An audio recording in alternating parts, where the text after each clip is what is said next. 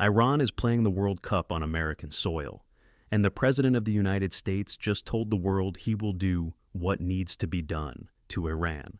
Let that sit for a second, not as a sports story, as a fact about the world we are currently living in.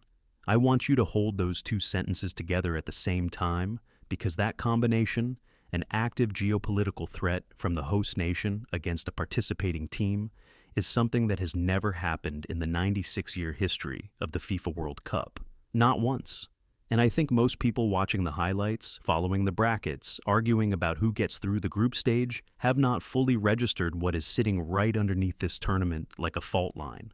I'm going to try to show you what I see. My name is L, and I use data analysis to spot patterns in geopolitics and economics. Which basically means I spend an uncomfortable amount of time noticing things that official institutions would strongly prefer you not notice. And this one has been building since before the first ball was kicked. On June 22, 2026, Donald Trump told Fox News anchor Trey Yingst, and I am quoting directly here, that the United States maintains a variety of options if the Iranians don't make serious commitments at the negotiating table. He said, U.S. forces could become the, quote, guardian angel of the Strait of Hormuz. He said, if they don't make a deal, we'll collect tolls. He said they could charge a 20% surcharge on every barrel of oil that moves through that waterway. Just days earlier, he told Fox he had warned Iranian officials personally, you close it and you won't have a country. His words, not a tweet, not a briefing document. A sitting president of the United States, speaking directly to the press, saying he told a foreign head of state that their country would cease to exist. The context was the Strait of Hormuz and a renewed nuclear deal negotiation. None of it was about football. And yet it lands on top of the World Cup situation, like a boulder dropped onto an already cracked surface. Because here is what the World Cup situation actually looks like, stripped of the press releases and the FIFA diplomatic language. Iran's national team is based in Tijuana, Mexico. They are not staying in the United States. They are not allowed to stay overnight on American soil between matches. The U.S. government imposed what it is calling a same-day entry policy, which means the Iranian squad can cross the border on the morning of a match, play the match, and must return to Mexico the same night. No extended prep time at the venue. No overnight acclimatization. No two-day pre-match window that FIFA's own regulations technically permit in exceptional cases. Iran's federation asked for exactly that window, 2 days before their match against Belgium in Los Angeles, and the request was turned down, flatly, by Andrew Giuliani, representing the U.S. co-host committee, who confirmed publicly that the restrictions will stay in place and that the Iranian team will not be allowed to remain in the country for longer periods. I want you to think about what it means to compete at the highest level of a sport when the host nation controls your physical access to the venue on a 24-hour leash. That is not a logistical inconvenience. That is a deliberate structural disadvantage embedded into the conditions of competition. The visa story is even sharper because it didn't start in June. It started last November. Iran boycotted the 2026 World Cup draw in Washington in November 2025 because the United States denied visas to members of its delegation. Not players, officials, the people who attend the ceremonial draw to learn which groups their team lands in. The U.S. had announced a travel ban on citizens from 12 countries, including Iran, earlier that year. Exemptions were promised.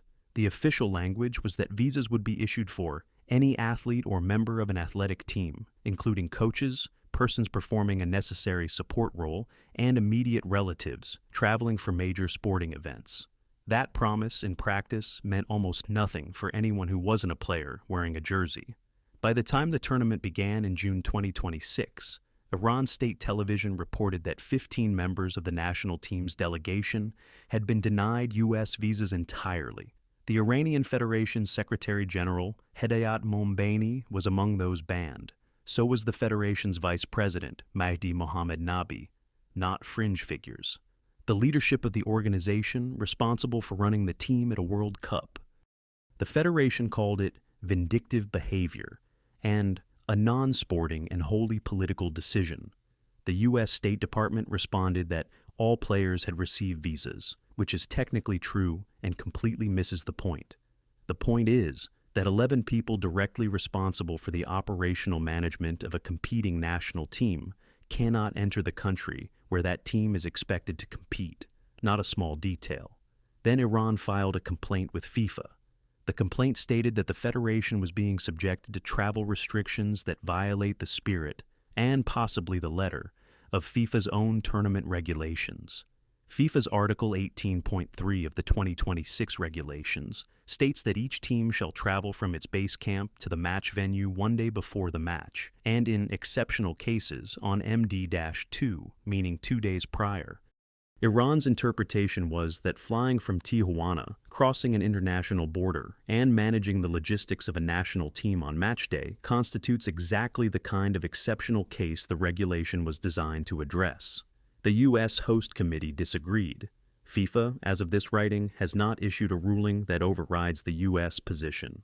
FIFA, the organization that gave Donald Trump a Peace Prize and whose president personally flew to Washington to cultivate the host relationship, has apparently determined that this particular situation does not require them to stand between the geopolitical interests of the host nation and the operational rights of a competing team. Think about what that means for the integrity of the competition. And then Trump spoke again on June 22nd about the Strait of Hormuz, about deals and consequences. I want to be precise about something here, because precision matters when the stakes are this high. Trump was not talking about the World Cup. He was talking about nuclear negotiations and oil shipping lanes. He was talking about the same pressure campaign his administration has been running against Tehran since the end of the Iran war and the signing of the memorandum at Versailles. The 60-day nuclear negotiating window that was deferred in that agreement has not yet produced a final resolution. The Strait of Hormuz remains a live pressure point, and the U.S.-Iran bilateral relationship is, by any honest measure, still in a state of managed hostility that is one bad press conference away from becoming something worse. None of that is separate from what is happening on the football pitch in Los Angeles. All of it is the same story told from different angles. One angle is geopolitical, the other is operational, but the subject is identical. The United States using structural leverage over Iran across every available domain simultaneously. Here is something I find genuinely difficult to explain away. The Iranian team switched its base camp from Tucson, Arizona to Tijuana, Mexico shortly before the tournament began. Tucson is a legitimate training facility in the American Southwest, perfectly positioned for a team playing matches in Los Angeles and Seattle. Tijuana is across an international border. Moving the team to Tijuana was not a preference. It was a response to the visa situation and the entry restrictions, making it operationally impossible to maintain a base inside the United States. So Iran is playing its World Cup matches on American soil while actually living in a different country. They cross the border on match days and return the same night. That is the physical reality of what is happening. Not a metaphor, not an exaggeration. The actual schedule of a national team at the 2026 FIFA World Cup, hosted by the United States. I've been covering the World Cup structural problems for months on this channel. The empty seats were a pricing problem. The hotel vacancy was a planning problem. The fan visa issues were a policy problem. But the Iran situation is different in kind, not just degree. It is not a case of FIFA's commercial greed producing unintended consequences. It is a case of a host nation actively using its administrative power to restrict the operational capacity of a competing team based on bilateral diplomatic hostility that predates the tournament by decades. And then the president of that host nation makes a public statement about the consequences Iran will face if it doesn't comply with American demands.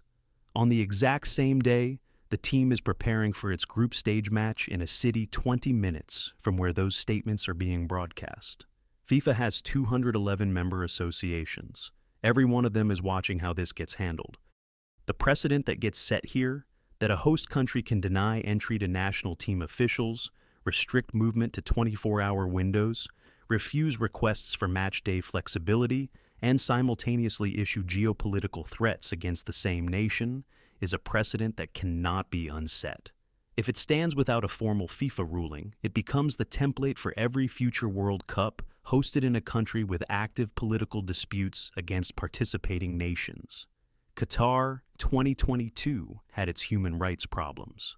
Russia 2018 had its sanctions and diplomatic isolation. But neither of those tournaments involved the host country's president publicly threatening the country of a participating team during the tournament itself. That is a new category, and it happened this week. Now let me tell you what I think is actually underneath all of this. The US-Iran nuclear negotiation is the real engine. The World Cup situation is the visible surface of a much deeper pressure campaign that the Trump administration has been running since January 2025. The deal signed at Versailles deferred the nuclear question to a 60-day window. That window is closing. Trump's statement on June 22nd, "We maintain a variety of options," is a negotiating move as much as it is a threat. It is designed to keep maximum pressure on Tehran as the deadline approaches. Restricting the Iranian World Cup delegation is, from that perspective, not a sporting policy. It is a diplomatic signal. It says, "We control your access. We control your movement. We control whether your officials can enter this country or not." If you want that to change, you know what to do. The football is incidental. The leverage is structural. And I think that is the part that almost no one in the mainstream sports media is willing to say out loud. One sharp thing that happened in Los Angeles that I keep coming back to. During the Iran versus New Zealand match at SoFi Stadium, fans outside the stadium carried the pre-revolutionary lion and sun flag, the symbol of Iranian heritage that the Islamic Republic considers illegal and that FIFA banned from all tournament venues. A Los Angeles court rejected a last-minute legal challenge to the ban. Security staff were instructed to confiscate the flags at the gates. A man holding an American flag was asked to unfold it for inspection. Fans wearing the lion and sun as a t-shirt design were told to turn their shirts inside out. And inside the stadium, a group of supporters smuggled in separate pieces of fabric, each one innocuous enough to pass security on its own, and sewed them together during the match to create the banned flag, which they then unfurled from the stands while the game was being played. Let that sit for a moment. The Islamic Republic of Iran's national team is playing inside a stadium surrounded by Iranians in exile who are protesting the Iranian government, under a flag banned by both FIFA and the Iranian regime, while the American president is publicly threatening Iran on cable news the night before their match. This is not a World Cup.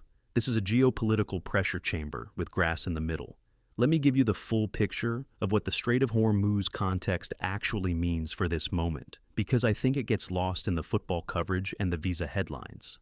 The Strait of Hormuz is a 33-kilometer-wide waterway between Iran and Oman, through which approximately 20% of the world's daily oil supply passes. When Trump's administration went to war with Iran earlier this year, the strait closed for a period that lasted long enough to drain 50 million barrels from the U.S. Strategic Petroleum Reserve and push Treasury yields to 18-year highs. American households paid an estimated $41 billion in additional fuel costs during the conflict. That is the economic record of the last time the U.S.-Iran standoff escalated past the negotiation table. The war ended with a memorandum signed at Versailles. The nuclear question was deferred to a 60-day window. That window has not closed. And on June 22nd, Trump went back on television to say the United States maintains a variety of options and could become the guardian angel of the strait, charging tolls of 20% on every barrel that passes through. He said this on a Sunday. Iran's World Cup match against Belgium was 24 hours away. The timing is not a coincidence. It is never a coincidence with this administration. Every statement is calibrated. Every press appearance is leverage. The football match is the backdrop, not the story. What I find genuinely strange, and I have been trying to work out whether it's strange or just obvious, is that nobody in the official World Cup media structure is connecting these two things in real time. The sports desks are covering the match. The political desks are covering the Hormuz statement. And the gap between those two newsrooms is the gap inside which this entire situation is operating unexamined. It requires you to hold the geopolitical frame and the sporting frame in the same hand simultaneously. Most media is not built to do that. Most coverage is not designed to do that. But the people running U.S. foreign policy are absolutely counting on that gap existing. Because as long as the sports story and the political story are separate, Nobody has to answer the question of what it means that both of them are happening to the same country, in the same city, in the same week. Andrew Giuliani confirmed the restriction stay. He said it plainly. The Iranian team will not be allowed extended stays. They will operate within the 24-hour window. The U.S. host committee stands by its position. When asked about whether the restrictions compromise competitive fairness, the answer, essentially, was that the players have their visas and the matches will be played. This is the same logic as FIFA saying the attendance was 44,985 because people scanned their tickets before standing in the concourse. Technically defensible, practically insulting to anyone who can see what is in front of them. The numbers in this story deserve to be stated clearly. 15 members of Iran's World Cup delegation were initially denied U.S. visas. 4 successfully appealed. 11 remain banned from entering the United States. The Iranian team crossed an international border to reach their matches and return the same night, for every game. The federation's top 2 executives cannot enter the country where their team is competing. Trump's June 22nd statement about Iran came less than 36 hours before Iran's group stage match. The 60-day nuclear negotiating window, deferred at Versailles, is running out. None of these numbers are opinions. None of them are in dispute. They are the operational facts of what is happening right now at the tournament that the president called one of the greatest events in the history of humankind. I want to say something about FIFA that I've been thinking about all week. FIFA's position on this, measured not by what they say but by what they do, is that the host country's diplomatic prerogatives override the operational rights of a competing national team, as long as the players themselves are physically present on match days. That is the actual policy as it is being implemented.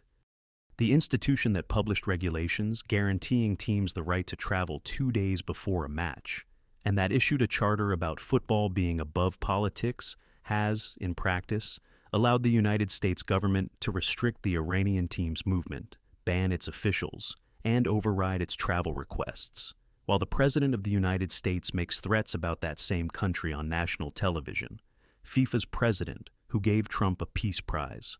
FIFA's organization, which is headquartered in Switzerland and prides itself on political neutrality. The same FIFA that banned a flag at the gate while a political crisis played out inside the stadium it is supposed to be running. I'm not here to tell you what FIFA should have done. I'm telling you what it did. And what it did is choose the host country over the competing team, every single time the two came into conflict. There is one more layer to this that I want to add before I get to the conclusion, because it is the layer that makes everything else make a different kind of sense. Iran qualified for this World Cup in a group that included competition from across Asia. They played their qualifying matches. They earned their place. They went through the same process as every other 48 teams in this tournament.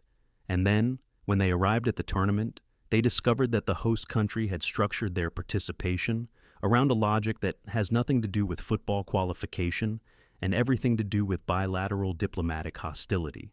The 11 officials who cannot enter the United States were not identified as security risks through any public process. The same-day entry restriction was not applied to any other team. The request for MD2 travel, a request that FIFA's own regulations technically accommodate, was denied specifically for Iran.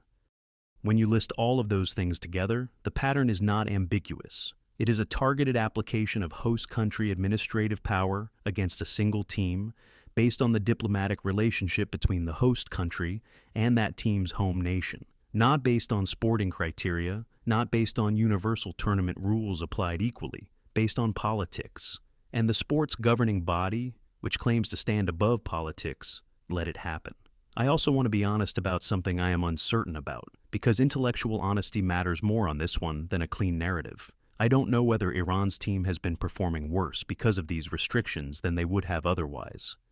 I don't know whether the same-day border crossing, the absence of 11 officials, the Tijuana base camp, the absence of an MD2 preparation window, I don't know how much of that translates into measurable competitive disadvantage versus how much is operational friction that a well-prepared team absorbs. I genuinely don't know. What I do know is that no one should have to find out. The conditions under which a team competes at a World Cup should not include the host nation's president threatening their home country on cable news the night before their match. That should be a baseline, The fact that it happened and that the institutional response was silence is the data point that matters, not the score, not the group standings, the institutional response. Because the institutional response is the thing that determines what happens next time. The tournament will go on. The matches will be played. Iran will finish its group stage. But the fact that remains after all of this is not the score of any single match.